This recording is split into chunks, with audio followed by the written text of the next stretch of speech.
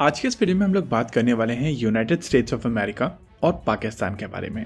India में एक common धारणा बनी हुई है कि यूएस और पाकिस्तान की रिलेशनशिप काफी ज्यादा खराब हो चुकी है और जैसा कि पहले हुआ करता था कि यूएस के प्रेसिडेंट्स जब इंडिया आते थे तो वो पाकिस्तान भी जाते थे और ऐसा करके वो काउंटर बैलेंस करते थे। हालांकि ये बात सच है कि यूएस और पाकिस्तान के रिलेशनशिप एक काफी डिफिकल्ट सिचुएशन से गुजर रही है, लेकिन यूएस पूरी तरीके से पाकिस्तान को डंप नहीं कर रहा है और बीच बीच में यूएस की तरफ से पाकिस्तान से बातचीत की जाती है। हालांकि ये बातचीत काफी लो लेवल तक ही रहती है, लेकिन एंगेजमेंट होता है।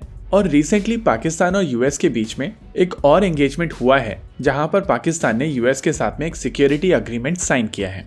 देखिए, अगर यूएस को किसी भी देश के साथ में कोई वेपन डील करनी है तो उनकी तरफ से 4 फाउंडेशनल अग्रीमेंट साइन किए जाते हैं और इन 4 अग्रीमेंट के साइन होने के बाद ही यूएस की तरफ से अपने वेपन सिस्टम्स इन देशों को दिए जाते हैं। हालांकि कई जगहों पर यूएस की तरफ से अपने वेपन सिस्टम्स पहले दे दिए जाते हैं, लेकिन इन फाउंडेशनल अग्रीमेंट्स के बिना इन वेपन सिस्टम्स को उनके पूरे पोटेंशियल पर यूज नहीं किया जा सकता। इन 4 में से पहला अग्रीमेंट है communication and information security memorandum of understanding यानी कि किस्मोआ। दूसरा अग्रीमेंट है basic exchange and cooperation agreement for Jio special intelligence बेका।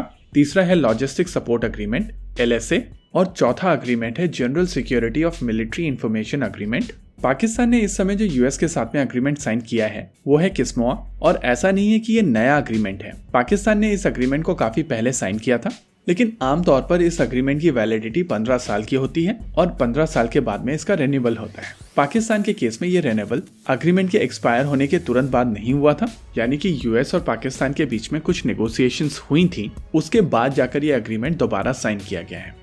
यहाँ पर बड़ा क्वेश्चन निकलकर ये आता है कि यूएस और पाकिस्तान के बीच में क्या नेगोशिएशंस हुई थी जिसके बाद ये एग्रीमेंट दोबारा साइन किया गया है। देखिए, पिछले कुछ समय से पाकिस्तान की तरफ से कोशिश की जा रही है कि वेस्ट को प्लीज किया जाए। ऑल्दो चाइना के साथ में वो अपने रिलेशनशिप को बैलेंस कर रहे हैं, लेकिन वेस्ट को प्लीज करने के लिए वो यूक्रेन में हथियार भी भेज रहे हैं और इसी वजह से पाकिस्तान को IMF की तरफ से भी बेल आउट मिला है। यानी कि कहीं ना कहीं यहाँ पर पाकिस्तान की तरफ से वेस्ट को पहले प्लीज करने की कोशिश की गई, यूक्रेन में हथियार पहुंचाए गए और उसके बाद वेस्ट ने IMF लोन के तहत पाकिस्तान को उसका इनाम दिया है।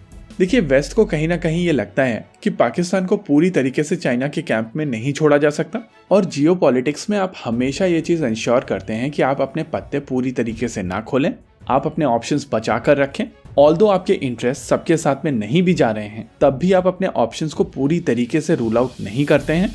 वहीं दूसरी ओर जिस तरीके से भारत ने यूक्रेन युद्ध के दौरान अपने इंटरेस्ट को प्रायोरिटी नंबर 1 रखा है, वो बहुत सारे वेस्टर्न कंट्रीज को पसंद नहीं आया है और इसी वजह से यहाँ पर पाकिस्तान को एज एन चिप यूज किया जा रहा है। देखिए, यूएस और पाकिस्तान के बीच में ये जो सिक्योरिटी अग्रीमेंट हुआ है, इसका बहुत ज्यादा इफेक्ट भारत के ऊपर नहीं पड़ने वाला है। हालांकि चांसेस है कि आने वाले समय में पाकिस्तान को कुछ यूएस मेड वेपन सिस्टम्स मिल जाएं, लेकिन इसका बहुत ज्यादा डायरेक्ट इम्पैक्ट भारत के ऊपर नहीं पड़ने वाला है। हालांकि भारत में जो थॉट प्रोसेस चल रहा था वहां पर एक छोटी सी रिकंसिलेशन होगी, क्योंकि पिछले कुछ समय से माना जा रहा था कि भारत और यूएस पूरी तरीके से अलाइंड हो चुके हैं और भारत और यूएस के इंटरेस्ट पूरी तरीके से मिलते हैं। ऐसे में ये पूरा एपिसोड भारत और यूएस की रिलेशनशिप का एक रियलिटी चेक हो जाता है। हालांकि भारत और यूएस ने ये चारों फाउंडेशनल अग्रीमेंट साइन किए हैं, लेकिन भारत ने अपनी टर्म्स पर, अपनी कंडीशंस पर इन अग्रीमेंट्स को मॉडिफाई करके साइन किया है। भारत के केस में CISMOA communication compatibility and security agreement है यानी कि कॉमकासा और logistic support agreement LSA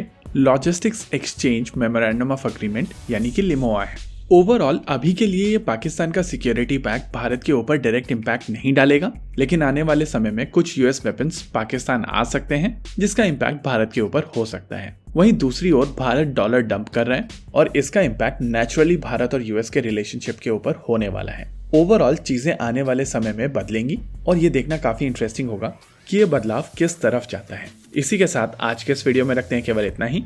video को अंत तक देखने के लिए धन्यवाद। देखते रहिए कॉन्फ्लिक्ट एक्स। जय हिंद।